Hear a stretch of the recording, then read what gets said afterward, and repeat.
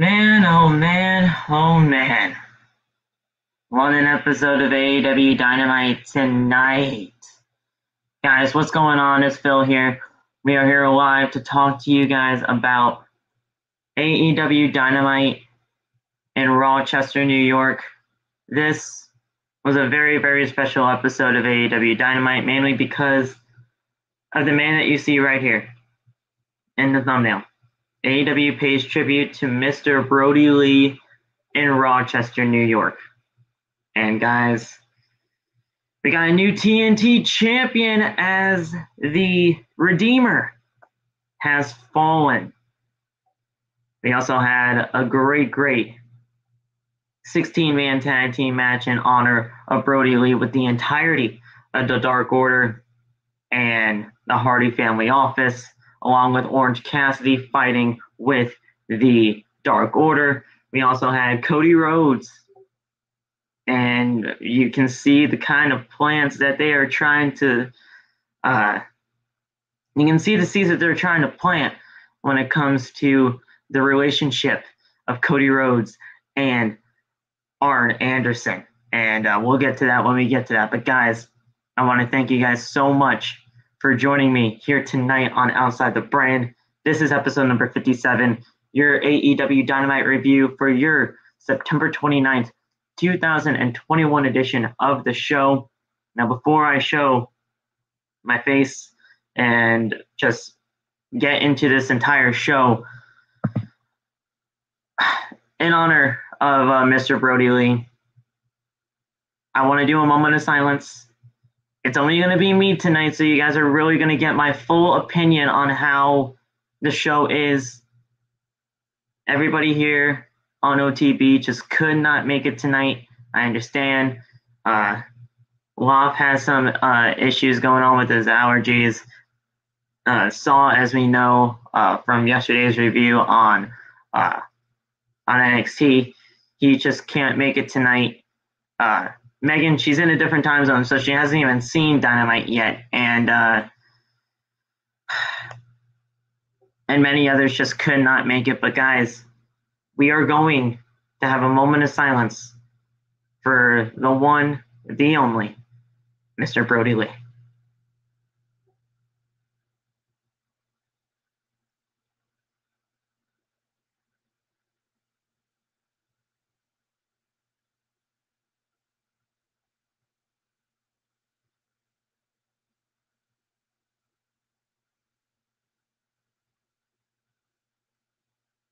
Thank you.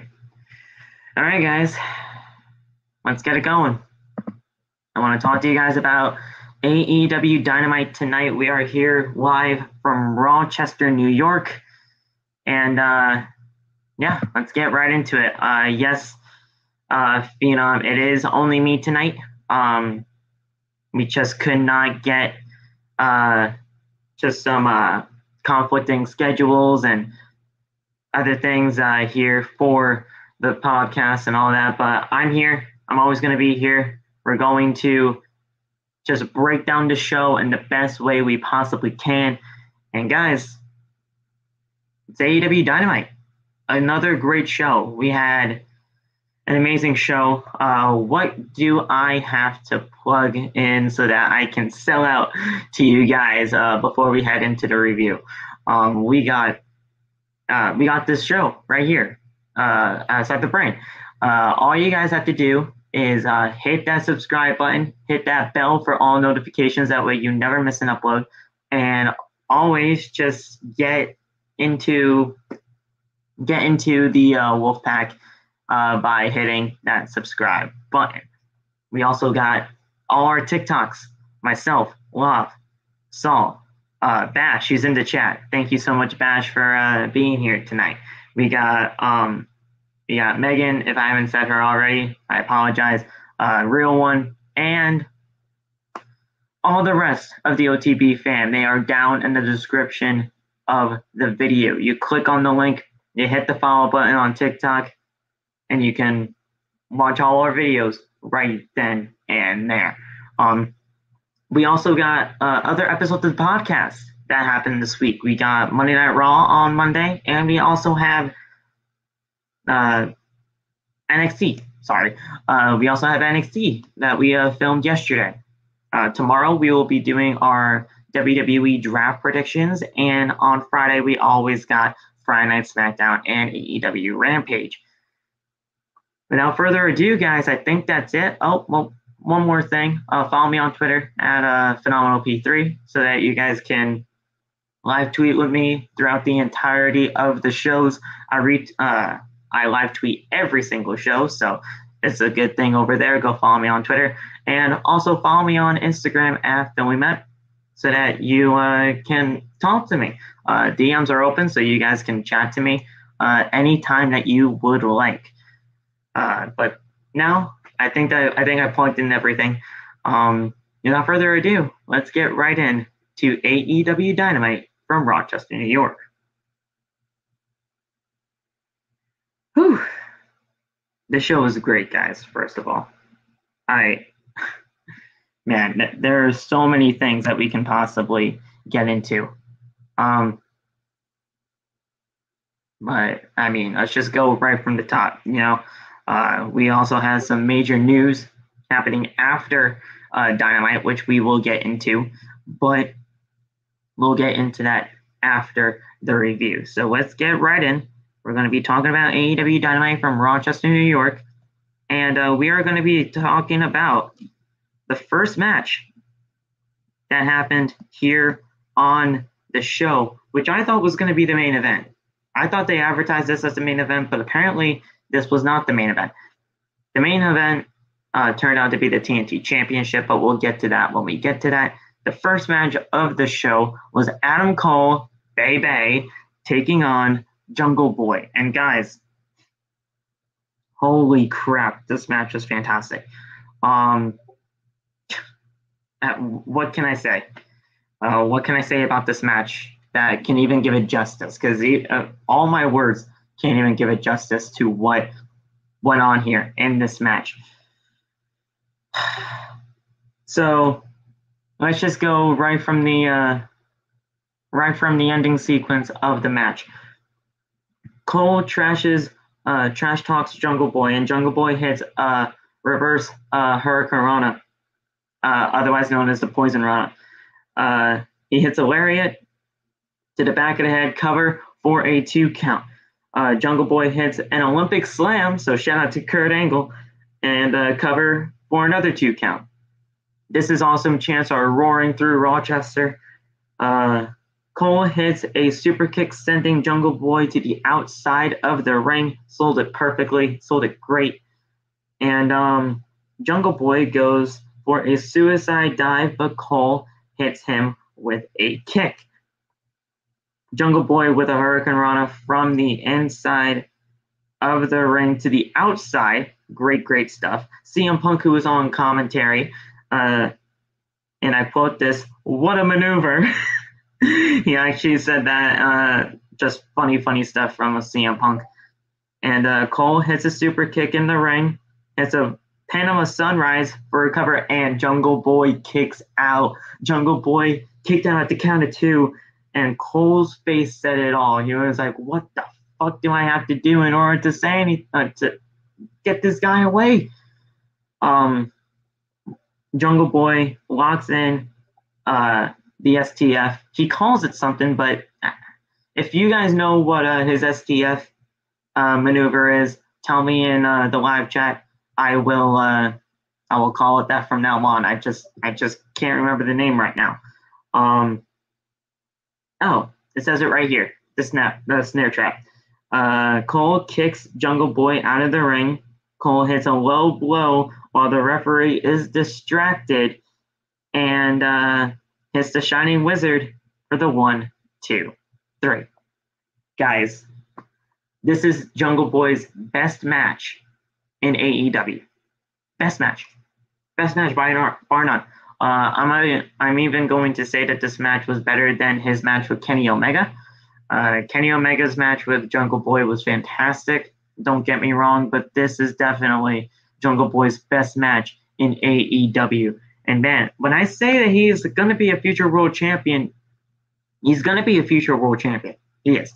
There is no doubt about that in my estimation when it comes to Jungle Boy, because Jungle Boy is that over with the crowd that he can literally just he can get you so invested into his matches that there are just so many ways that you can go about him, and it's going to be an amazing rise to that AEW World Championship when it's time. Now, I'm not saying it's time right now, but you have to have at least Jungle Boy get a shot at the AEW World Championship when Kenny Omega does not have the championship anymore, because it would be a great match, Kenny Omega versus Jungle Boy, but you cannot have it right now. I mean, we got so many other contenders that we need to get through. So it's going to be a fantastic rise for Jungle Boy. Whew. So the Being the Elite music hits, and the Super Elite make their entrance to join Cole in the ring. After their commercial break, Kenny Omega says to the Elite, to be elite, you need to have Adam Cole, the AEW World Champion Kenny Omega, the greatest tag team in the Young Bucks, and so much more. While they are no longer tag team champions, they are still EVPs, extremely violent people. Cole says he beat Jungle Boy by himself because he is elite. He is undefeated, and he is undefeated. Nick Jackson cuts off Brandon Cutler. He was trying to say that the Elite are the greatest. He's just like, shut the fuck up. Shut the fuck up, Brandon. Asked if we are ready for the best promo in all of professional wrestling. Introduces Nakazawa, and the crowd chants CM Punk. I don't know why they were chanting CM Punk here, but they were chanting a lot of CM Punk tonight, and we'll get to CM Punk when we get there, because, I mean, CM Punk, we could be teasing a future feud for CM Punk later on in the night. Omega says that his phone has been ringing off the hook all week about his match with Bryan Danielson. Yes chants were roaring through Rochester, and Bryan couldn't get the job done. He has no record. He isn't getting a rematch. Danielson's music hits, and the crowd went wild. Of course they did. It's Bryan Danielson. No worries, Phenom. It's all right. Take care, man, and have a good night. Danielson asks if he wants to see. Danielson wants a rematch with Kenny Omega, of course, and says that Omega doesn't have the balls to give him a rematch. No balls chants were roaring through Rochester, and Bryan Danielson says, I present to you Kenny No Balls Omega. Only Bryan Danielson can really make that work, and it it worked so well that we got chants for all of this. I think there was a Kenny No Balls chant, which again can only work in AEW. And CM Punk even said, "Well, that's a T-shirt. That is a T-shirt." Omega asked why Bryan Danielson is challenging one of the Elite members for Rampage. Why don't you just do it tonight? Why don't you just do it tonight? Danielson says, you know what? Fine. We can do it tonight, but I'm not coming alone. So Christian, Frankie Kazarian, Jurassic Express come down to the ring, and the Elite scatters. Great stuff. I cannot wait for the rematch. I want it to happen at Full Gear, but I don't want it to at the same time. Full Gear is happening in November, as you guys know, but I don't want to see it so close to the match that we had at Grand Slam last week.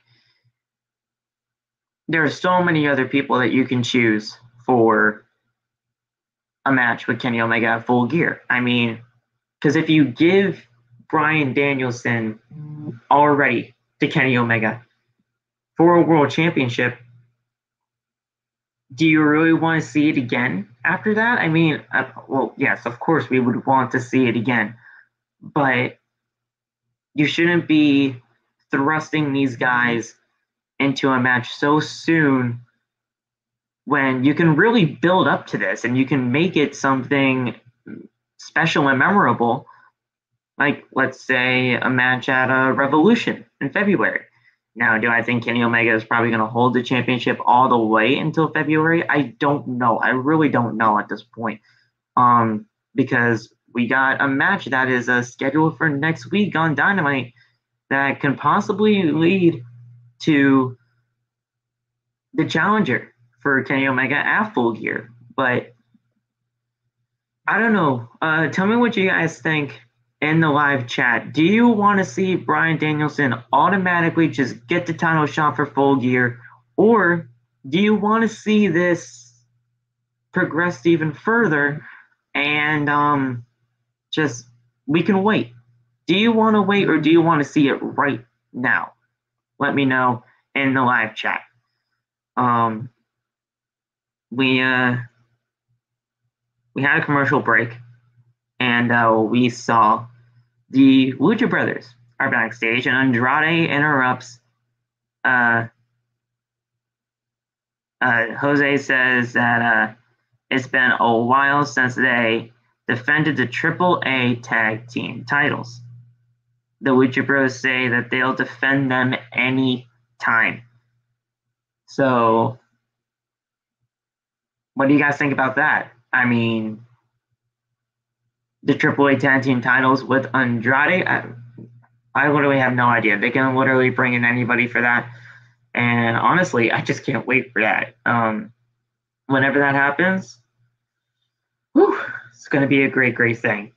Matt Sydal and Donte Martin make their entrance for their tag team match against Cody Rhodes and Lee Johnson.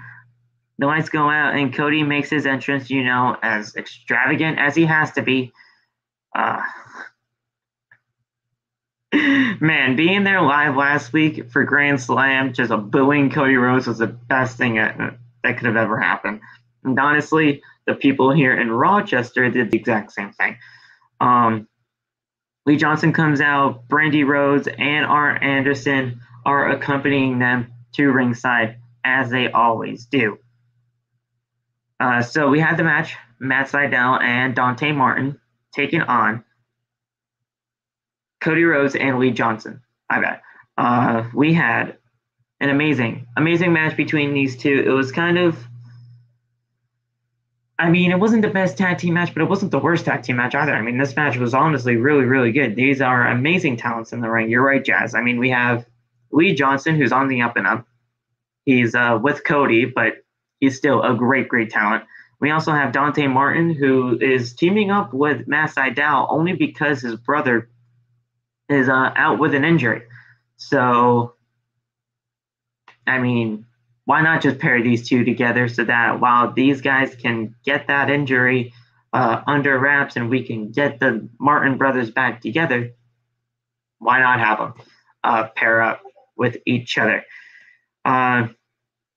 We had a commercial break, but when we're back from it, Sydal gets a headlock on Johnson. Johnson fights out and hits a drop kick. Cody tags in and boos were roaring through the arena. Martin then just tags himself back in because he's like, you know what, screw this.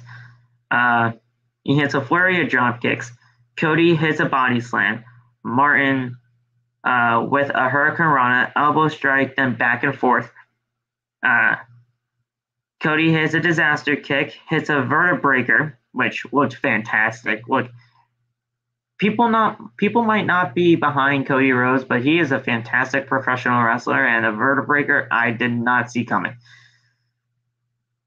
So he hit the vertebreaker, and wait.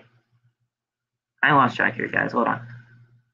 Hit a vertebreaker on Martin, cover for a 2 count. Sydal hits a Hurricane Rana. Martin hits a missile dropkick on Cody, covers for another 2 count. Martin with a double jump moonsault on Cody, covers for another 2 count. And Cody throws Martin out the ring. Johnson tags himself in, super kick to Sydal. Martin does a roll up for another 2 count. Johnson with a super kick hits a huge neck breaker to get the victory. 1, 2, 3. Cody Rhodes and Lee Johnson pick up the win. Now, usually I would not like Cody Rhodes winning here, but this actually led to something which I am going to read out to you guys right now. Matt versus Donte. I mean, that in itself was great when it came to this tag team match. They should just turn Cody Rhodes heel. Aiden, I see what they're doing with Cody, and I think it's going to play into that. So let's read what they got to say after this tag team match. Tony Schiavone gets inside the ring to do an interview with Cody Rhodes and Lee Johnson. The crowd boos Cody, as they usually do. Cody asks, why doesn't Malachi Black come out here right now? Arn Anderson just tells Cody to just stop talking. Stop talking. Anderson says, Black has destroyed every single one of us. This is Cody's fight, but he has let Black walk all over him. Anderson says that Black is an assassin, he is a predator, and he said that he would fight him, but he would get into this fight, but he's just too old. Anderson says that, look, Cody, if somebody just came up to you on the street at a stoplight saying, hey, get out of your car, I'm taking your car, Cody would just say, all right, yeah, you can have the car, just don't hurt me. But Anderson just says, hey, you know what I would do? You know what I would do? I will pull out a Glock and shoot the guy to just not have, so that he can just not have the car. I mean, the man went, Aiden, you're right. He went all gangster. Like it was, it got weird, but honestly, it was something that he needed to hear. I mean, Cody has been legitimately a loser. He really has. And even Arn Anderson said that. I mean, Arn Anderson said, look, I am not going to be coaching a loser. I'm not. Apparently, Jazz. Apparently. But, like, he said, look, I'm not going to be coaching a loser. So get your act together, or just don't come back to me at all. Anderson leaves and says, come on, Lee. At least you listen to me. Let's go. And Cody is in the ring alone. I see what they're doing. I see what they're doing. They're going to try to get everybody to be sympathetic with Cody Rhodes, and honestly, it's not going to work. It's not going to work. Nobody likes Cody Rhodes, and the thing is, it's not for the reasons you think. I think everybody knows that he is a great storyteller in the ring. I think everybody knows that he is a great professional wrestler inside that ring. But when it's all said and done, if you don't like somebody, you don't like somebody. And Cody Rhodes needs to do a heel turn. He does. Now, Tanya, you ask me how would I even turn Cody heel? It's honestly very easy. At this point right now, when it all comes to what Arn said, you just got to have Cody attack Arn. I mean, you have Cody attack Arn. People are obviously going to boo because Arn Anderson is loved by everybody in the pro wrestling world. And you just do it like that, and you keep building on that. You don't just say, hey, I'm a heel now, and that's it. No, you got to build this up. And this was a great, great way to start the build-up tonight on the road to Cody Rhodes being a heel. let's see what everybody else is saying in the chat. Arn is speaking true facts. Yes, he is, Jazz. My respect for Arn just skyrocketed. Agreed. But listen, all you gotta do is just have Cody Rhodes turn heel, and then right then and there, you're all set. I mean, you can have so many things happen with Cody Rhodes as a heel. I think, honestly, at this point, you can't do anything now with Cody Rhodes as a babyface. You can't. But there are so many things that you can do with him being a heel. I don't know. But, man, Cody Rhodes as a heel is the best way to go. And a little clip of Rhodes to the Top. I will watch that on replay. I will, because that show honestly does feel, or at least look, interesting. He was getting mad about fans booing him. See? So, I mean, look. He knows. He knows why they're booing him now. And it's, when is that show starting? It started tonight after AEW Dynamite, the first episode aired. But he knows that they're booing him. He knows the reason that they're booing him. So we got to get this heel turn at some point. We got to. And once that does happen, I think it's going to be not only better for Cody Rhodes, but better for AEW, as we can see a lot more things in store for a Cody Rhodes feud. We had Jon Moxley, Eddie Kingston, and Darby Allin with Sting, of course, make their entrance in their way to going into a 6-man tag team match with Anthony Green and Bear Country. And honestly, this match was not that bad. I don't know who Anthony Green is. If anybody knows who Anthony Green is, just put that in the live chat. I will read it, and I'll see who he is. I think he's probably been on Dark a couple of times. But Bear Country, I love Bear Country. I think they should definitely be used more in AEW. Bear Country is probably one of my favorite tag teams. I've seen a lot of their stuff on AEW Dark, and they're a great, great team. So we had a match, a 6-man tag team match, a trios match, if you will, is what they call it. But we had a 6-man tag, a huge brawl to start things off. And so we had a huge brawl. Green and Allin start in the ring. Allin hits with a side headlock, shoulder tackle, arm drag, and Kingston tags in. This was a very, very fast-paced 6-man tag. He was on 205 Live. Huh.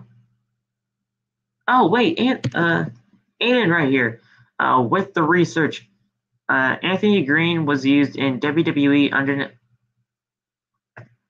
That's where I know him from then.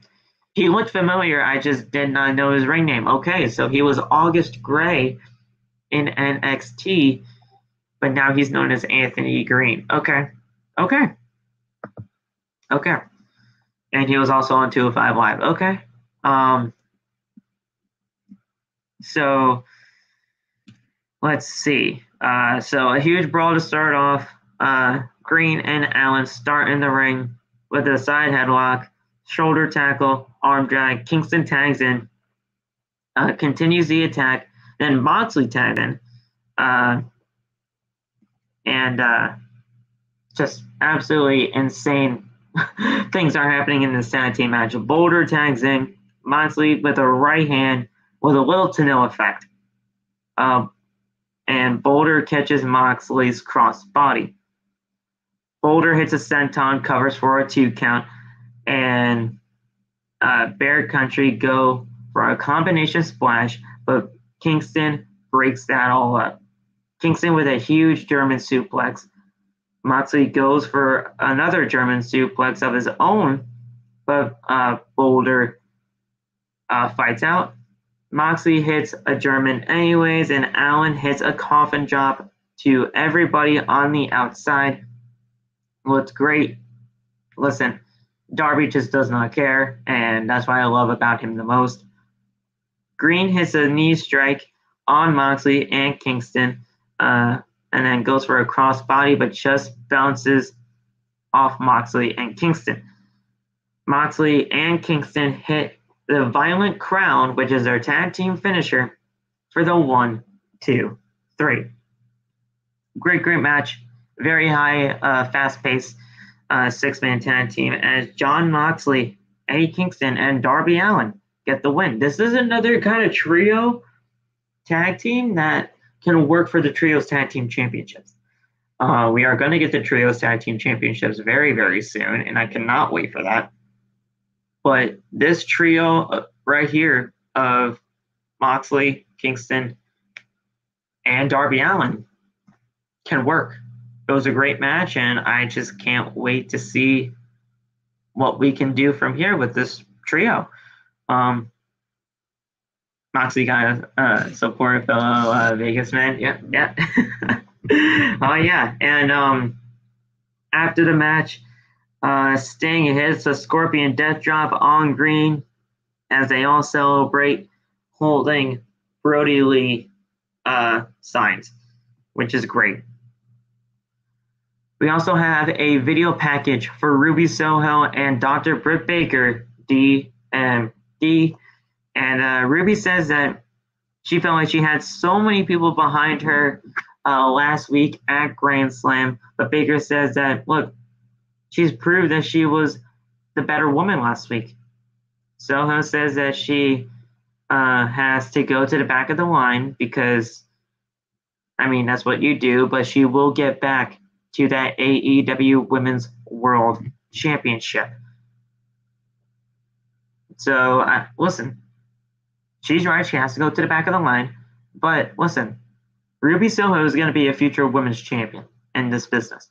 She is, and she's going to – I don't think she's going to be the one to beat Dr. Britt Baker, but I think a Thunder Rosa versus Ruby Soho match for the World Championship when it comes to the AEW when it comes to the women's division is something that I want to see and something that I would believe everybody should want to see.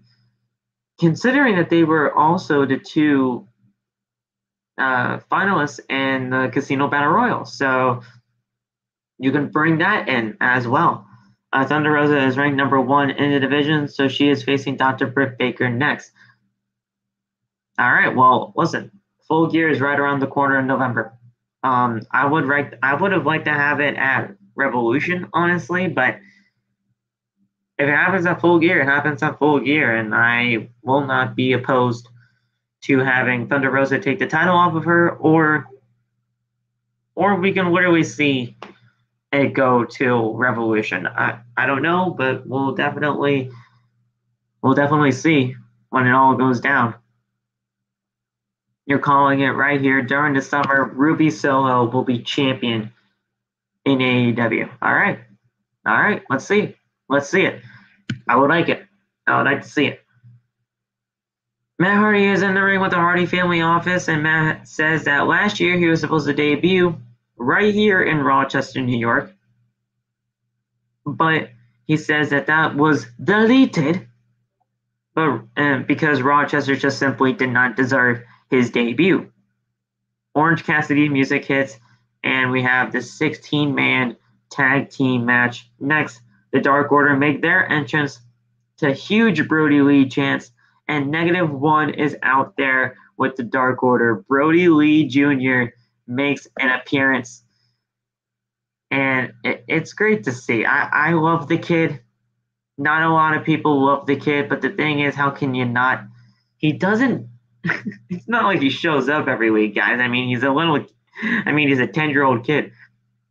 Brodie Lee Jr., whenever it comes to him just showing up in AEW, is great to see because you know how much this kid loves professional wrestling. You know that he already has signed a 10-year contract with the company, so when he's 18, he's set for life.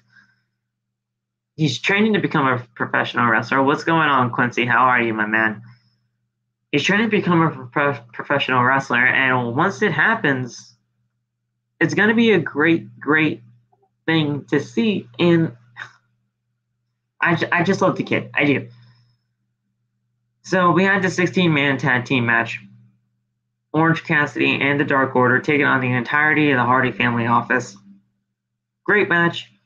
But while we had Evil Uno and Stu Grayson just about to walk out on the entire Dark Order and Orange Cassidy, Amanda Huber, who is the widow of John Huber, aka Mr. Brodie Lee, gives them a pep talk, and Brodie Lee Jr. was not so far behind. He was right there with her. And the Dark Order unite once again in the ring. Grayson hits a corkscrew splash. Cabana hits a suicide dive. 10 with a spear through the ropes. What fantastic. Silver with a high kick. Senton to the outside. A pump kick. Silver climbs to the top. 10 hits a spine buster. Orange punch to Matt Hardy, not Jeff Hardy. It'll happen soon, but it's Matt Hardy.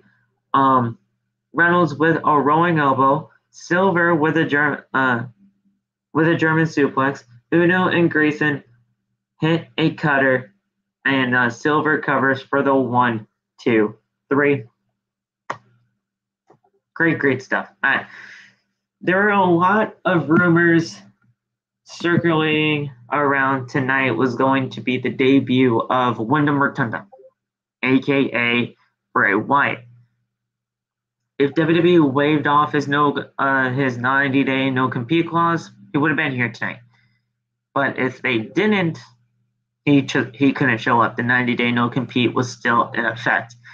And if there is any point that you can do this, oh shoot, Loff is here, y'all. Loff is here, y'all. What's up, my man? I know that's Loff.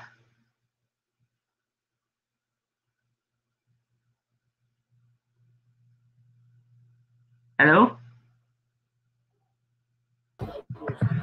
Hello? Hey. Couldn't let you do this by yourself, man. It's all right, man. Couldn't do it. I'm here. I'm not feeling this no more. Can't do it. Okay. We were talking about the 16-man tag team match that happened between Dark Order, Orange Cassidy, and HFO. Oh, that's when I thought freaking Bray was gonna come out. Yeah. There was a lot of rumors speculating that if it was any night that Bray Wyatt, aka Wyndham Rotunda, were gonna show up, it would have been tonight here in Rochester, in Brodie Lee's hometown. Exactly. That didn't happen tonight, obviously. If anything, I thought it would have happened during the 6-man tag, well, at least after. But thoughts on the entire on the match and that entire rumor of Wyndham coming tonight. It didn't happen, but rumors were speculating like crazy today about it. I've been talking with certain people. A lot of my friends are saying that it could be a whole freaking hoax about Bray even getting released by the company, which I don't know about.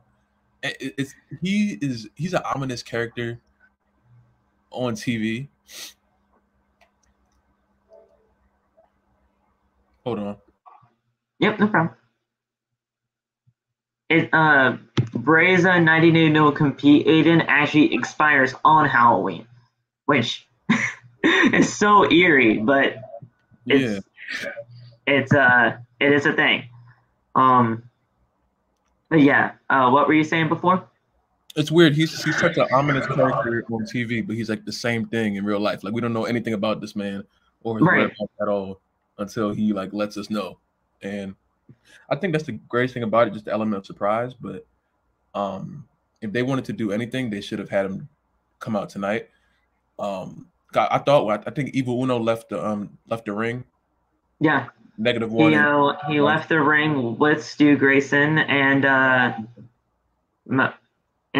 John Huber, aka Brodie's wife, widow, came out with Brodie Lee Jr. and said, "Hey, no, you're not doing this. You're doing this for him. Get back in there." and they obviously finished the match.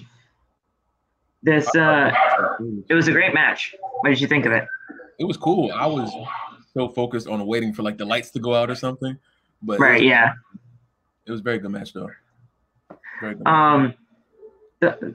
We kind of went through the entire show before that 6-man tag. So what did you think of the before that 16-man tag, excuse me. There were 16 people involved in this.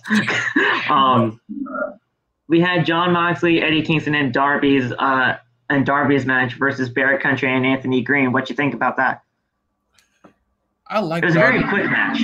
Yeah, this match wasn't anything to me. It felt like a time filler, and I usually like everyone in the ring at that point. So I don't know. It felt like a time filler to me. I didn't like this one that much, honestly. It was just a very quick match. So, I mean, you really couldn't really get involved or invested into anything, but it's Darby Allin, Eddie Kingston, and Jon Moxley. So you're obviously going to root for them. That's true. I love when Darby's doing freaking coffin drops outside the ring. So it's freaking awesome. Just throwing himself in. Like I said earlier on, man, like the man just does not care, and it just works for him, and I love it. We had Matt Sydal and Donte Martin before that match take on Cody Rhodes and Lee Johnson. Thought on that tag team match and what happened afterwards, because Arn Anderson just went completely off script, it seemed. He was going crazy. The match was like, okay. The whole afterwards segment, Arn Anderson was like, nah, I got the Glock. I was like, okay, sir. Calm down. Just screaming at him. But I didn't expect to leave Cody, so that was different. Like, the promo got weird, but you know what? Honestly, Cody needed to hear it. I mean, we all know Cody Rhodes at this point in his AEW career. I feel like he should be a heel because at this point, everybody's booing the guy. He knows why they're booing him. So just do it already. And there's an easy in on this, especially with what happened tonight. Arn Anderson said that he does not want to coach losers. And that's exactly what Cody Rhodes has been over the past few weeks and months, especially with the Malachi Black feud. You have Cody turn on Arn, and you're set. Plus, you can do so much more with Cody as a heel than with him as a babyface. To me, I feel. I feel that. I mean, like, there's just so many things that you can do with it. I don't know. I thought he was a heel coming out there. I did not know that technically he isn't. But yeah, no, I mean he's not supposed to be a heel right now. Everybody's just booing him because I mean that's just kind of the cool thing to do. But he is a babyface. He is like an actual babyface. They just don't like him. Nobody likes him. Yeah, they might as well. So before that match, the match between Adam Cole and Jungle Boy. I thought this was the main event, but this started off the show. Fantastic match. I came in late to this. I came in like 5 minutes late to the show, but it was like it didn't even matter because the rest of the match was freaking awesome. I thought Jungle Boy was gonna win, and I was very surprised. There's so many moments in that match where I thought he was gonna win too. Yeah, I thought it was. I didn't expect the whole low blow spot to go because I never really see the whole distracted ref angle as much in AEW as much as I see it in WWE. But it was a cool match to start off the show. I kind of wish it was the main event. Part of me wishes it was the main event, but I mean, I thought it was advertised as the main event, so I was like, okay, we're gonna get Adam Cole versus Jungle Boy in the main event, and that's kind of what I told you guys yesterday on the review for NXT. But they went with the TNT Championship instead for the main event, which kind of makes sense because it's a tribute show with Brodie Lee, who's synonymous with that title. I wasn't thinking about that. I put 2 and 2 together until I saw what happened. I was like, okay, now I see why it's the main event. Yeah. Especially with the way the result were. But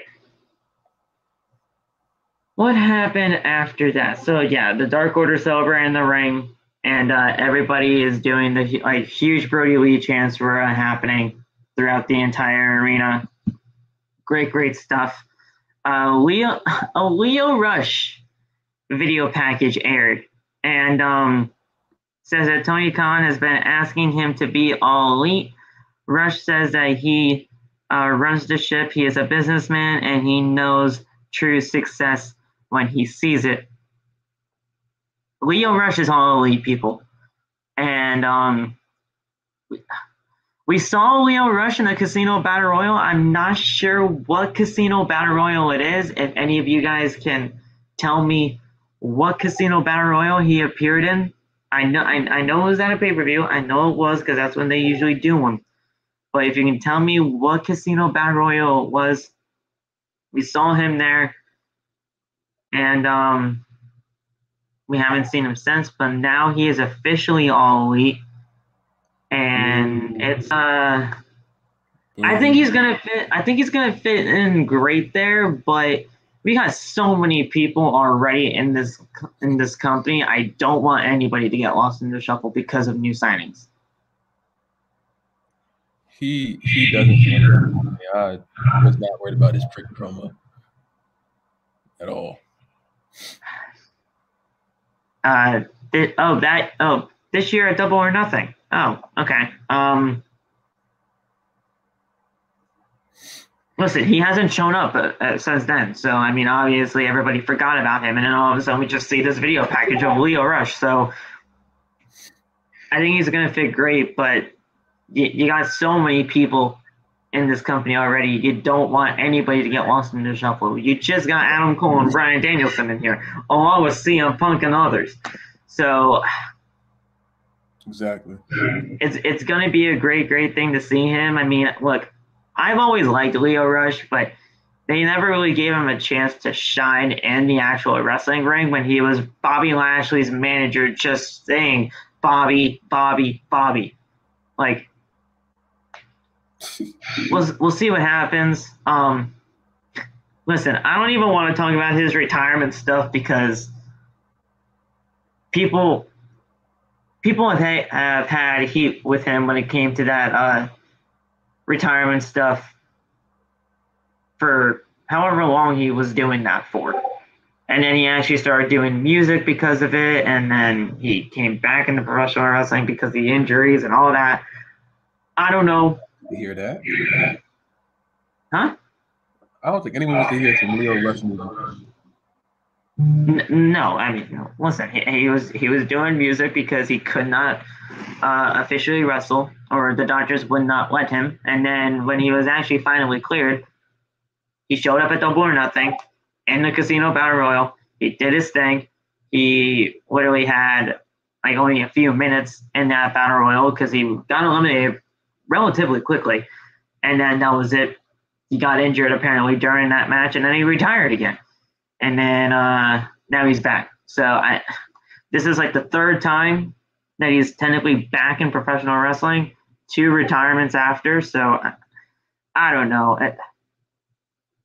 There are so many things that he can do, but again, so many times where people can get lost in the shuffle because of all these new signings. I don't know what they're about to do to him at all. So after that, we had an FTR backstage. Dak says excuses are crutches for the weak. Right now, they are revitalized, and that is bad news for everybody in AEW. Top guys out. So obviously, the rumors of FTR being gone from AEW are no more. They're here, and they're here to stay, which I'm very happy about. Yeah, I mean, hold on one second. Hold on. Yep.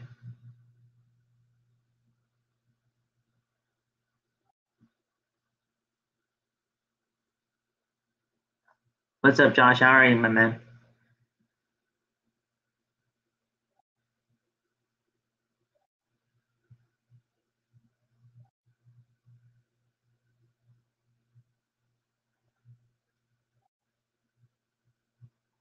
We'll talk about that, man, in just a few moments, Aiden, because we're not that far off until we get to the TNT title match.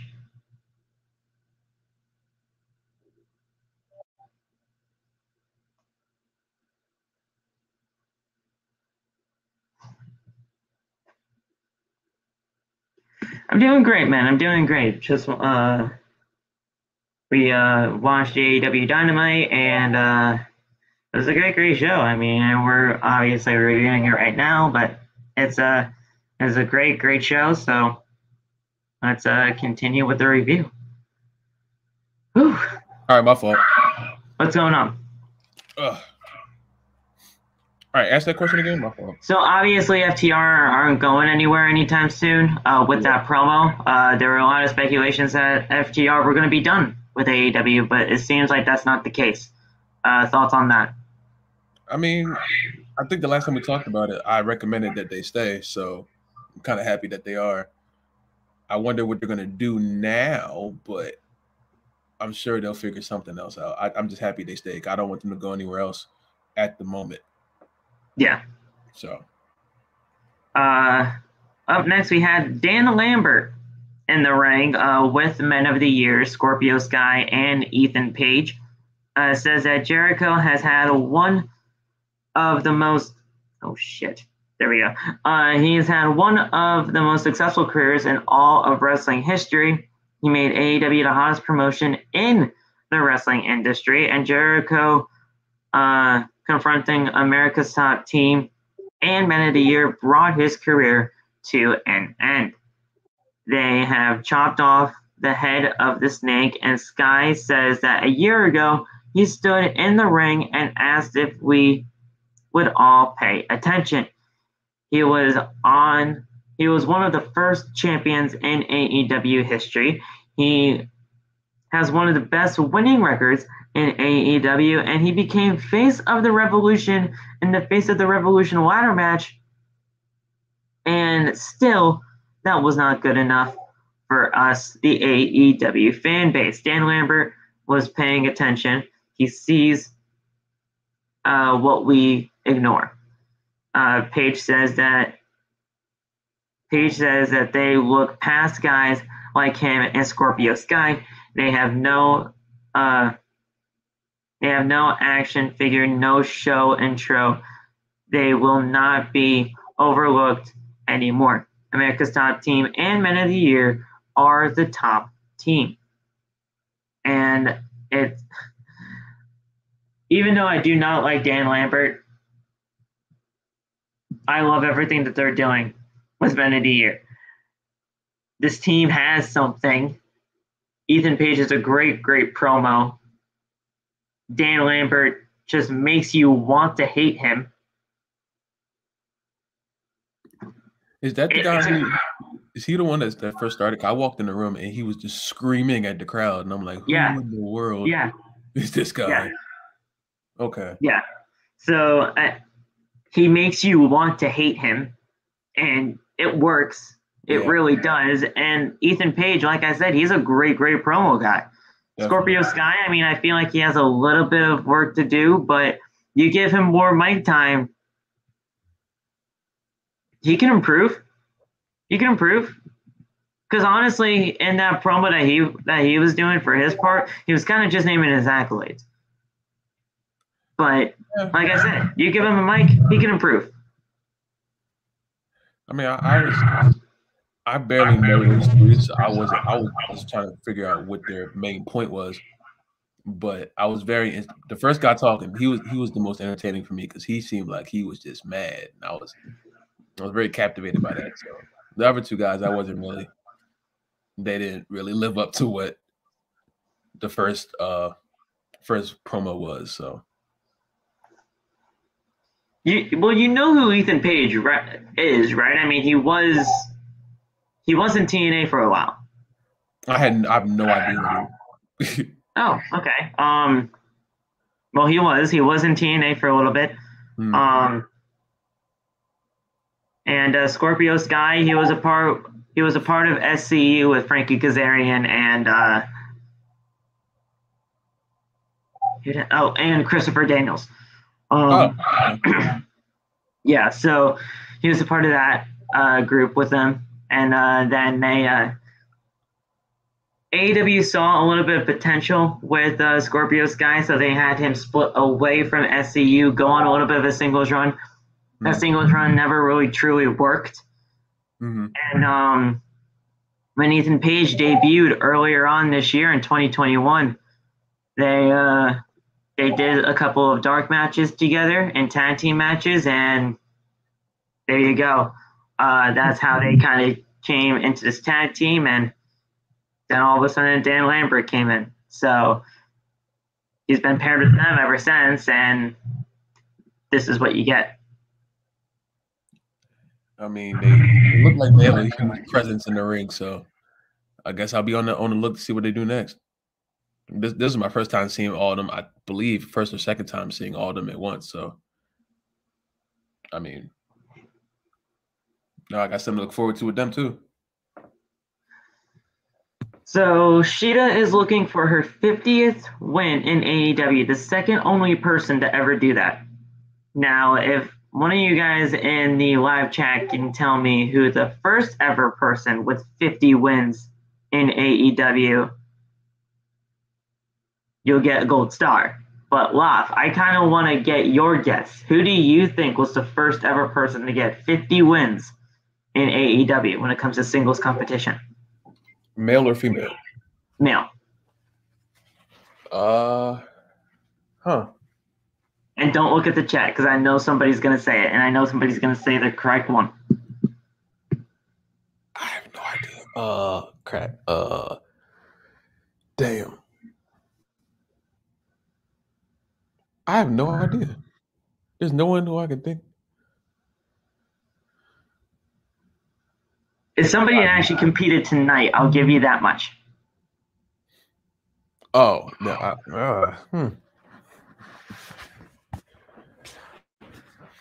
Competed tonight. I don't know. I have no idea. Surprisingly, nobody's gotten it right yet. Okay, yep. Actually, Aiden just got it right. It's Jungle Boy. Oh. Huh. Jungle Boy has gotten 50 wins in AEW, and he was the first ever person to do that. I did not know that. And yeah, so Shida is looking to become the first woman to hit 50 wins in AEW. And next week, she has a chance to do that as she faces Serena Deeb in the match on the anniversary show, the second ever anniversary show for AEW. Thoughts on that match? And I mean, I think we're most likely going to see Shida come out on top. No offense to Serena. I think Serena has been great. I even liked her when she was a part of the SES with Punk all those years ago. But oh my God, that's her? Yeah, that's her. Holy that's her. Well, now that she has hair. I looked at that. I did not know that was her. Damn. Well, now that she has hair. But yeah, she was a part of Straight Edge Society all those years ago. Yeah. And now she's been here in AEW for a long time. I never even seen her wrestle before. Now I'm interested in that. She's great. She's great. Wow. So with Shida, I think it's going to be a great match. That should be cool. She's actually Aiden's favorite wrestler in AEW when it comes to the women. So that's honestly not a bad pick. I am not mad at that at all. Man of the Josh says Man of the Woods. Okay. For Jungle Boy. She's honestly really good in the ring loft, so you're gonna like her a lot. And I mean, you probably have seen Shida before, right? In the ring? No. You're in for a treat with her too. I'm not seeing any of these women. Okay. Well, you're in for a treat with both of them. This was kind of a throwaway match, this women's tag team match, but the right winners did come out on top here. Of course they did, because Anna Jay is a part of the Dark Order. Anna Jay and Tate Conti defeated Penelope Ford and Allin, a.k.a. The Bunny. I'm sorry. I'm sorry, Megan, but that is her ring name, so I do kind of have to say it. I know her name is Allie, and I promise you I'm only going to call her Allie, but I have to do what I have to do. Oh, man. So we're back from commercial break. Conti and Ford tag in. Conti hits a lariat, another lariat, and a pump kick and a crossbody. Jay tags in. Double suplex. Jay hits a cover for a 2 count. Ford breaks up that count. And Ford hits a with a matrix dodge and hits a stunner on Jay. Gutbuster cover for a 2 count. Ford misses a moonsault. Conti hits a TKO, not the TKO, the TKO. See, there's a difference. Oh. And on the outside, Jay hits a spinning heel kick into a chokeslam on Ford for the 1-2. Hits a heel kick into a choke, and Ford passes out. So she won by submission here. And Tay Conti and Anna Jay get the win. Good match. Kind of saw this match kind of coming because Anna Jay is a part of the Dark Order. So Right Winners came out on top. It was cool. I was still trying to figure out the names of all these people. I know the freaking bunny girl. I know her for a fact, but it's Allie. It's Allie from Impact. Can't say bunny for that. But yeah. After the match, though, -1, who is a fantastic human being, Brodie Lee Jr., came out to celebrate with Anna Jay and Tay Conti. If you don't know, Tay Conti is, I mean, not officially, but -1 kind of looks up to Anna Jay and Tay Conti as like his unofficial like aunts or whatever. Like they like have such an amazing connection backstage. It's not even funny. When Tay Conti was actually first starting in AEW, she had Brodie Lee Jr. come out with him in every single match that she was a part of. Every single one. And if you've seen -1, just look up -1 highlights on YouTube. This man has already taken bumps. I mean, I shouldn't even say man, this kid, he's a 10-year-old kid, Loft. I did not know he was 14. He's a 10-year-old kid, and he's like, he's on the ramp and just like doing knee drops on the ramp and everything. He's already taken bumps as a 10-year-old kid. He's training to become a professional wrestler, and it's freaking awesome. He's an awesome kid, and everybody loves him backstage. I mean, he actually already signed a 10-year contract with AEW. That's crazy. So when he's 18, when he is of age to professionally wrestle in AEW, the kid's set for life. The kid is set for life. He's already training to become a professional wrestler. He's training with every member of the Elite. He's got Kenny with him. He's got Cody. He's got the Young Bucks. He's got everybody. Just supporting the kid. It's amazing. That's what's up. So, trust me, Brodie. I know you're listening. Your kid's set. Everybody loves him. So, Sure looks like it. On Rampage, we also will get Jay Cargill. We also get Jay Cargill, Thunder Rosa, and Nyla Rose in a match. Yeah, that's so good. Let's go. That's gonna be. Let's good. go. And up next, man, the promo that I wanted to happen last week at Grand Slam happened tonight. You wanted that to MJF. Oh. This man is a mastermind. That was nuts. That was one of the most nuts promos I've seen in a while. This man is an absolute mastermind, and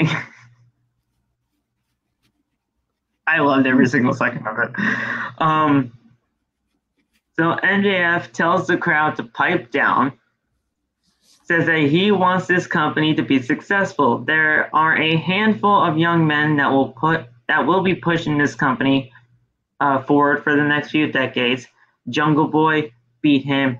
Sammy Guevara beat him. Darby Allin, whatever. And the final pillar, MJF. Without MJF, this company ain't shit.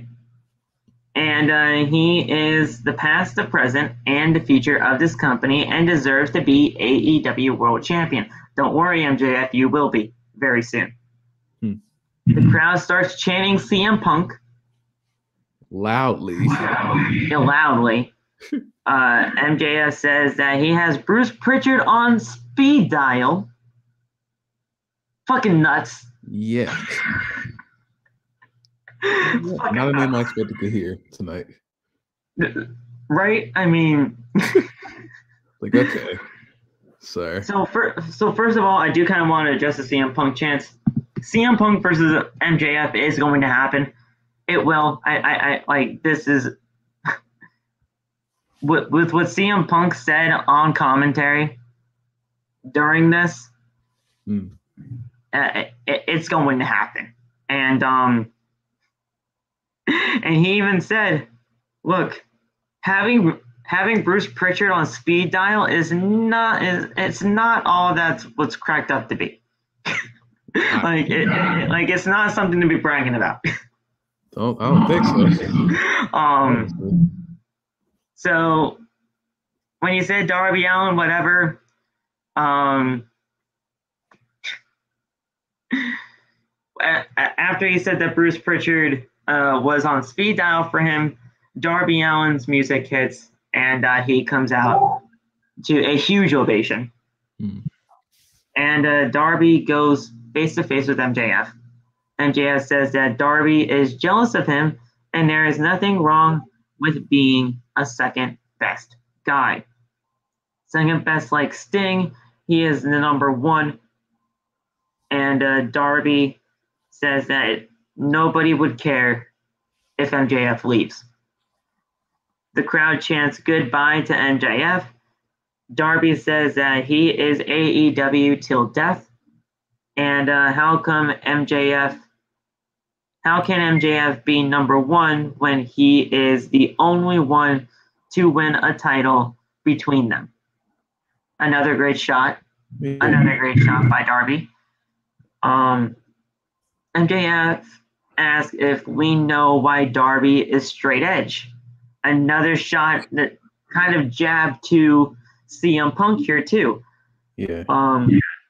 So MJF brings up Darby's alcoholic uncle. Okay, who died in a car accident with Darby. Well, may he rest in peace. He does not care. At all. MJF just does not care. And at all. It was a travesty, and the wrong man. He said the wrong man died that night.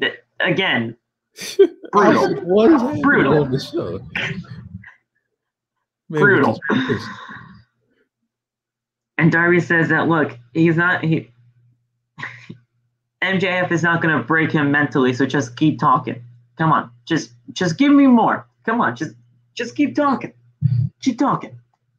See what else you can say about me. Come on, let's go. And he says, look, if I'm not going to break you down mentally, I'm out. So he just leaves. Again, but okay. I didn't honestly expect that. I thought we were honestly going to get more from MJF, but yeah. I told you this when I was texting you, man. This is just another great mini feud for him to get into on his way to the AEW World Championship. This is the thing I said every night. Another feud that is not surrounded around the championship, at least not yet. It's just now, two guys that don't like each other. I talked about the segment between Kenny Omega and Bryan Danielson earlier on in the show. Yeah. I want to talk to you about that one now because we're obviously talking about the AEW World Championship. I asked people in the chat when it came to that entire segment. I feel like I know we're going to get the rematch between Bryan Danielson and Kenny Omega, but I feel like we're getting into this rematch a little bit too soon. You think so? Because we had the match last week at Grand Slam. Yeah. Fantastic. 30-minute classic between the two. Ended in a draw. Kenny says that, look, you have no record. You literally just can't just say, hey, I'm getting a championship now. Go to the back of the line, pal. If this match happens at Full Gear, I'm going to be freaking ecstatic, of course, because it's Bryan Danielson and Kenny Omega. But once you have that match happen at Full Gear, it's happened. It's happened. And would we really want to see it again? I mean, I said early on in the review, like, yes, of course we would want to see Kenny Omega and Bryan Danielson a third time because it's that good of a match. But you can't have that match so close to what they already did at Grand Slam, because if you do it, it's done. It's done and it's over with, and I don't know. There are so many other people that you can have for Full Gear that you can save this for Revolution and make it mean something for February. I don't know. That might just be me, but what are your thoughts on that? Because if you do it, it's done. I don't know how to feel at the moment. I'm conflicted because it shouldn't happen this fast, but I want Daniel Bryan to take the championship off of Kenny right now. So it's just like I'm conflicted. I'm very conflicted at the moment. And especially with what's happening next week, because I'm going to talk about it right now because they obviously didn't mention it here, but here in the article that I'm reading for the recap, but we're having a 7-man casino ladder match, and the winner gets an AEW World Championship shot. We don't even know any of the opponents yet. Okay. We don't know any of them. Wait, this happening next week? It's happening next week on the anniversary show for Dynamite. Oh, cool. We're having a 7-person ladder match, and the winner gets an AEW World Championship shot. I'm saying it right now. You have Hangman Adam Page, who has been away from TV for months because he went away. He requested some time off because his wife was having a baby. And you have Hangman Adam Page return on the anniversary show. You have him win it.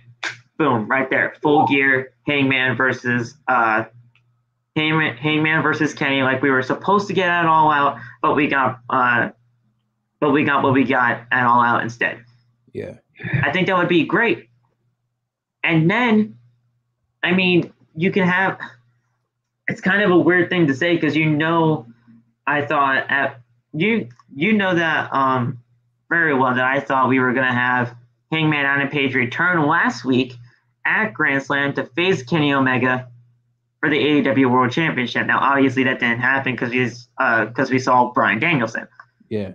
But I think a Full Gear match between Hangman and Kenny, so that Hangman can get the championship off of Kenny, and then we can have some kind of match between Bryan and Hangman. I mean, there's a little bit of a disconnect when it comes to the babyface versus babyface, but it's not like we haven't seen that before, and I'm pretty sure AEW can find some way to make it happen. Yeah. And then at Revolution, we could see Bryan and Kenny because honestly, it does not need a championship. They can just go. Yeah. So I don't know. I mean, there's so many possibilities that they can go along with this. Yeah, they can literally just go and no championship is needed at all. It'll be I even though I want Daniel Bryan to take the championship off him, if it came down to it, I would still watch them do it again with no title on the line in a heartbeat. You know what I'm saying? So now relating that back to MJF real quick, I don't think when it comes to MJF's opportunity at the World Championship, it's not going to be against Kenny Omega. It's just not. Because with the way Kenny Omega is right now with his entire heel run with the Elite and MJF just being MJF the way that he is, it's not going to work. It just really isn't. Because I'd love to see MJF's promos on the Elite. I really would. But I just feel like the dynamic there is not going to be something that is going to click with everybody. So if Bryan Danielson is champion by then, and then MJF gets inserted into the picture, MJF versus Bryan Danielson, the promos alone, I think, would be fantastic, and the match would be great too. Definitely. I don't even know how you. Well, never mind. Or Hangman for that matter too. I do want Hangman to come back. Is he good to come back, or we still don't know? Well, no, he is going to come back. We just don't know when. Okay. And Hangman, I mean, listen, we can even bring a little bit of the CM Punk that we teased tonight into the Hangman feud too with MJF, because Hangman, as we all know, drinks. He's a big beer guy. Yeah. And MJF is mentioning all kinds of things when it comes to straight edge tonight. So, and heck, we could even see a Hangman Adam Page versus CM Punk feud too at some point, and straight edge versus beer drinkers. I don't know, just something. But straight edge versus beer drinkers. I don't know. It's the story's right there. But I don't know. There's just so many things that they can do with this, and which is why I love this company so much, because there are so many other great possibilities that we can see. That is true. It's very true. But guys, we came to the main event. The TNT Championship is on the line.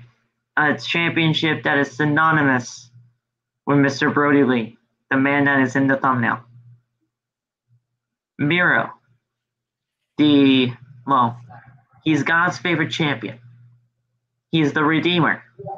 Defends the championship against Sammy Guevara in a match that was so great, and it involved the championship changing hands. Sammy Guevara is your new TNT champion, and it is an absolutely wonderful thing to see. Well, I was texting you during this match. This match was great, and we saw a new champion crowned tonight. It was such a freaking I want Sammy to win so bad. When he got super kicked, I thought it was over, but I'm so happy Sammy freaking won. That was one of the most exciting AEW matches I've seen in my time just watching the show, just because I wanted. I saw Sammy like 4 times, and I don't know what it is, but he was one of those captivating characters as well. So as soon as I found out that he was fighting Miro, I wanted him to win, and I'm so happy I got that, because I would have been very disappointed tonight. But they put on a great match, and I'm very happy Sammy's the champion now. Probably gonna have a rematch at Full Gear, Probably. I would assume. But very good match. Very good match. I'm very happy Sammy won. And I'm happy Miro didn't freaking go into a freaking escapade about him and CJ's sex life. Yeah. Thank you, Aiden, for reminding us. Oh yeah. In the live chat. You said that name, and I was like, really? Huh. Yeah. So Sammy Guevara misses a 450 splash, and Miro catches Guevara into a spinning side slam, which looked brutal. Miro stomps on the ground, misses a super kick, and Guevara hits a super kick of his own. another super kick and enziguri, and Guevara with a spinning cutter from the top rope. Looked phenomenal. Miro hits a Machka kick, cover for a 2 count. Guevara falls out the ring.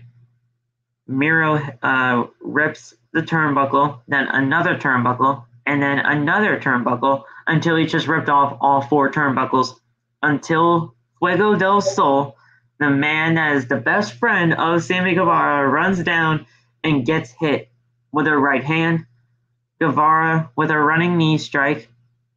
Miro crashes into one of the exposed turnbuckles, so the exposing of the turnbuckles turned out fair play, and Guevara hits a torpedo DDT, which is Fuego's finishing maneuver. Guevara picks up Miro, hits a GTH. Now, Loth, it's a GTH, not a GTS, because it's go to hospital or go to hell. What are your thoughts on that?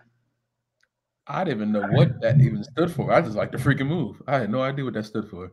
Yeah, so it's either go to hospital or go to hell, whatever one they really want to call it. But it's mainly go to hell. Okay. So Guevara climbs to the top rope, hits a 630 splash. Phenomenal move. I love that Sammy Guevara uses a 630 for his finisher. 1, 2, 3, and new TNT champion, Sammy Guevara. Gave him the confetti and everything. I was very happy. That was good. Yeah. That was good. Dynamite goes off the air with confetti falling and Sammy Guevara celebrating with his new, newly won TNT championship. Now, guys, that's it for your AEW Dynamite review, but we gotta talk about his first challenger, Loth. Yeah. His first challenger is already set. Surprised the hell out of me. It's already set, and one of you guys already said it in the comments. Bobby Fish. Very interesting. Very, very interesting. I think it's going to be great. Bobby Fish signed with MLW a few weeks ago, and we're opening the forbidden door with MLW. Bobby Fish gets inserted right in. TNT Championship Open Challenge. Bobby Fish answered it. I mean, I did not expect Bobby Fish to be anywhere near AEW, not at the moment. I thought we were going to see like maybe a few more months before any of that, but I think we'll get a good match out of it. Yeah. I think we'll get a good match out of it. I don't know how far. I thought they were going to change his name too. That's another. Yeah. I definitely thought they were going to change his name. I don't know if that's his actual name or what. Well, I thought they were going to give him like a whole gimmick change coming in AEW. I'll be watching next week to see how that goes. Yeah. It actually turns out that that's his actual name, Robert Anthony Fish. So Bobby Fish. Huh. All right. All right. Look at that. He's also had other ring names, but those were from his early wrestling career days. Back in Ring of Honor and all that stuff. But yeah, his real name is actually, his real name is Bobby Fish. So all right. There you go. Go Bobby. But guys, I mean, that's it. We have a new TNT champion. This was a great episode of AEW Dynamite. I think this is probably one of the best episodes of Dynamite. I can't speak for I can speak for myself. This is probably one of the best Dynamites all year so far. But wow, what would your I was gonna say, what are your assessments on that? Do you think this is probably one of the best Dynamites that you've seen personally, because you haven't been watching it for too long? I think this might be up there with I think this might be the best one I've ever seen. Usually they tire me out, and I don't like watching Dynamite. I usually like watching Rampage, but this one, throughout the whole time, like there were a few times I was confused. Obviously, I don't know if half the people that I saw, but I was entertained throughout the whole show, and I'm very, very, very refreshed about that. So this is definitely the best Dynamite I've seen my time watching. Did it seem to go quick for you? The time, the 2 hours. Like that one episode of Dynamite that we saw, I can't remember how long ago that was. That was only a few weeks ago, but it didn't go by. It didn't go by fast, but it didn't go by slow either. Like there was no time where I like checked the clock. I was like, oh, what time it is? I mean, what time is it?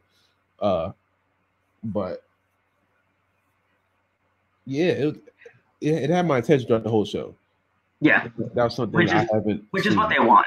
Yeah, I would hope so. I mean, but definitely the best show I've seen. Best Dynamite I've seen, I should say. So before we head out, I do kind of want to. We do have the matches for Rampage all sorted out. Apparently, well, as you all know, Rampage.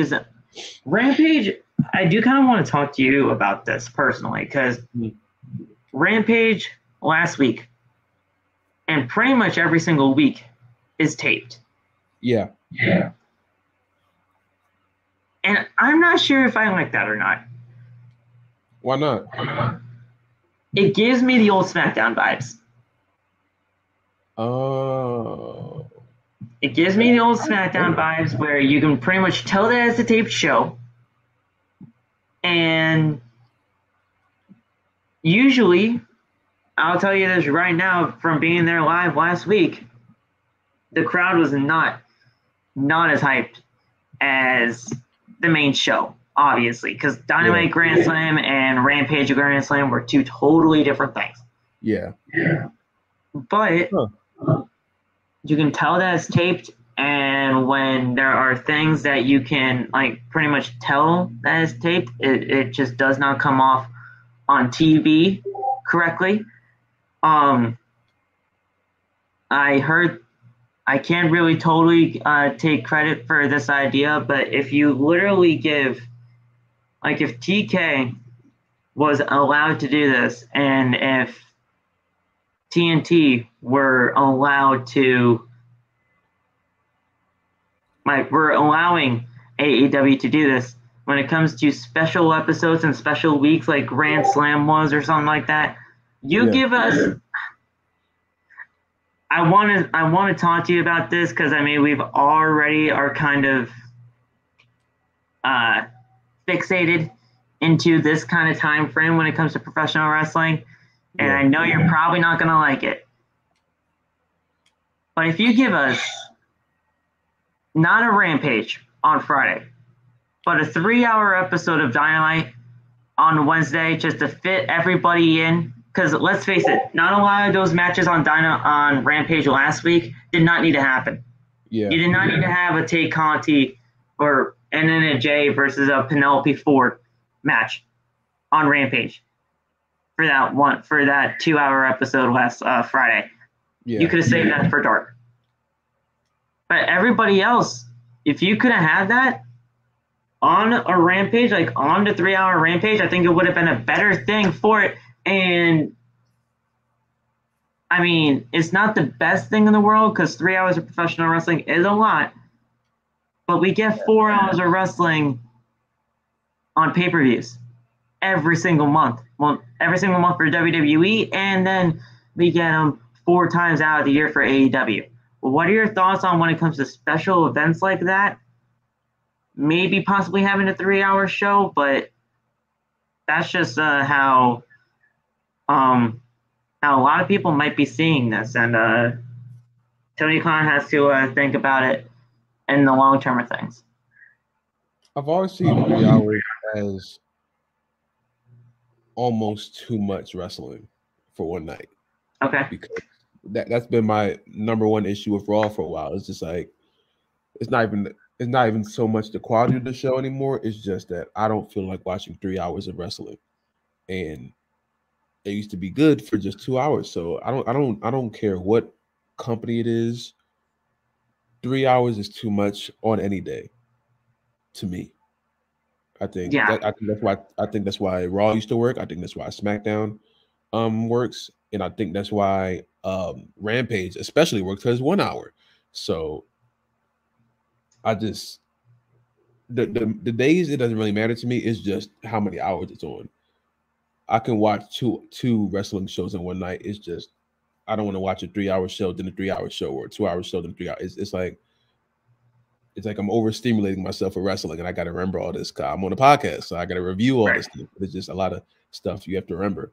So, because I'm telling you right now, being there live last week, that was a long night, dude. We started at 7 o'clock. We had an hour of dark tapings. We had the show like for Dynamite. And that's 2 hours. So that's 3 hours right there, professional wrestling. And then the 2-hour the 2-hour Rampage taping. So that's another 2 hours, which makes it 5 hours of professional wrestling right then and there. It was a long, long night. I'm sure. And listen, if you just give me one show, 3 hours when it comes to those special events, I'm not saying every single week. I don't want everybody to misconstrue that. When it comes to special events, like a Grand Slam, which only will happen once a year, I think a 3-hour show for that entire week, that's it, that's fine. And then everything else can be 2 hours. Please. That makes sense. You cannot be doing a 3-hour show every single week. That's not what I'm saying. I'm only saying one episode of Dynamite a week. Well, not a week. One episode of Dynamite an entire year, 3 hours for Grand Slam. That's it. That makes sense. Because Rampage this week was only the 1 hour. It went back to the 1 hour format. Rampage is not 2 hours fully anymore. Yeah. It's just back to the 1 hour. How much did I pay? I paid $75 for my ticket when it came to Grand Slam. It was the best money I ever spent. It was fine. It was great. It was a great show. But 5 hours of professional wrestling that night was just absolutely insane. And we didn't get home until like 2:30 in the morning. That's crazy. So we have Bryan Danielson taking on Nick Jackson on Rampage this coming Friday. We have Jade Cargill, Nyla Rose, and Thunder Rosa. And then in the main event, it is a hair versus hair match between Orange Cassidy and Jack Evans. Those are the 3 matches that we'll see. And in the order that I read them out to you guys, that will be the order. I will say that, but I'm not going to give you guys spoilers on who wins and who loses.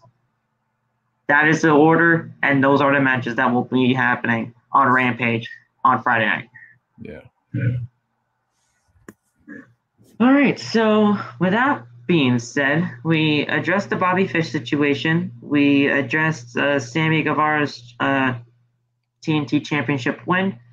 We got the Casino ladder match and more announced for next week's Dynamite. I might as well just read that out to you guys right now. TNT Championship match next week. Bobby Fish challenges Sammy Guevara. Will be a great match. Hikaru Shida versus Serena Deeb.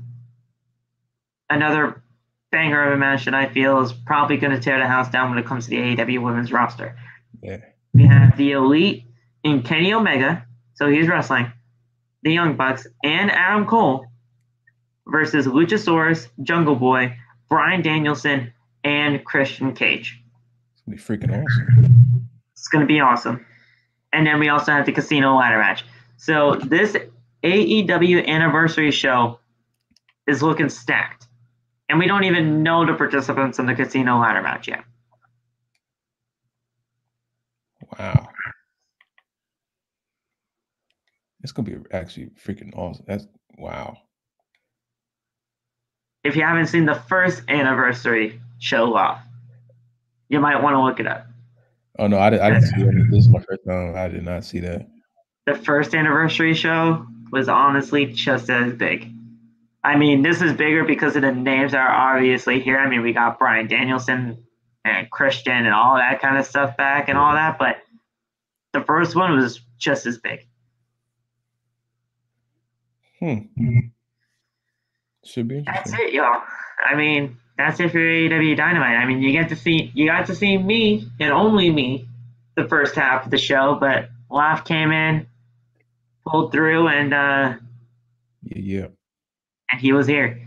I want to thank and appreciate Loft for coming on by, joining on the show. His allergies are kicking his ass today, but he's still here and he's still kicking. I'm down. He's down. He's down. Batista is down. He's down and out. But thank you again, and we'll talk to you. Will you be here tomorrow for the draft? Oh yeah, I should be all right. Usually, when I wake up, I'm usually fine. So I just got to get through the night. All right. It's usually weird. Usually when it comes to my allergies, it's during the day, never the nighttime. But I guess it's just different with different people. But guys, that's it. Tomorrow we'll be doing a special draft episode of Outside the Brand. I got the. You know what? I might as well give you guys a little bit of a sneak peek as to what we will be doing when it comes to the draft episode. So I got the link right here, and we'll be showing you guys what we can see. So we will be screen sharing this right here. It's a very simple, guys. It's a very simple. It should not get this heated, but it's OTB, so we might see what happens. So we're gonna share the screen here. Allow, and I don't know if you guys can see this. Can they see what I'm seeing? Well, let me see. I believe so. If you guys see the tiermaker.com list and everything with WWE Raw and SmackDown and these pictures of superstars, and we're set. We see it? All right, cool. They do see it? Okay. It's guys, it's very simple. Let's say we're looking at Becky Lynch here. We all just try to come to a consensus where we would all like to see her go. Let's say we all want her to stay on Friday Night SmackDown. We drag it. That's it. Cool. That's it. And we literally just go throughout the entire list. It's in random ass order. I don't know, and some people are actually showing twice here, so I might have to fix that. But that's pretty much it. We just say, hey, you know what? We're going to be saying, hey, this is where I think that they should go, and boom. But we all have to agree. We can't just say, hey, I want Becky on Raw. No, I want Becky on SmackDown. And we just never agree. We all have to agree where the heck they go so that we don't have this thing be like 5 hours long. That should be because I know we get heated, but listen, it's not going to be that deep. We're just figuring out where people go from two different brands. You're not going to want to miss this. Listen, some people should be easy to figure out where they should land. Yeah. Others it might be difficult, but that's it, guys. We'll talk to you guys very soon. I'm gonna let Loft do the plug-in for his stuff, and we can get the hell out of here. All right, y'all. My fault for not being here for the first half. As was explained by Mr. Phil here, I am down and out right now, but I'll be back better than ever tomorrow. And I'll be back for Friday. I will freaking drag myself to the screen to watch Friday Night SmackDown. I know that already. So, but thank y'all for coming. Phil, I want to shout out to Phil for holding the OTB down for tonight since all of us were mostly out. And yeah, I appreciate y'all for coming out. Hope y'all have a good night, man. All right, guys. I'm Phil. You can follow me on TikTok at PhilEvent. You can follow all of us on TikTok in the links down in the description below. Hit that follow button so that you never hit the subscribe button so that you never miss an upload, and also just hit that bell to all notifications. we got a lot of stuff coming to you guys in the next few weeks and months, heading into the future of this podcast. Can't reveal a lot of it right now, but trust me when I say this, it's going to be legendary. It really is. Oh, I'm gonna break some news right now. I guess I'm telling Phil for the first time. Last night, I finished the song for our new intro.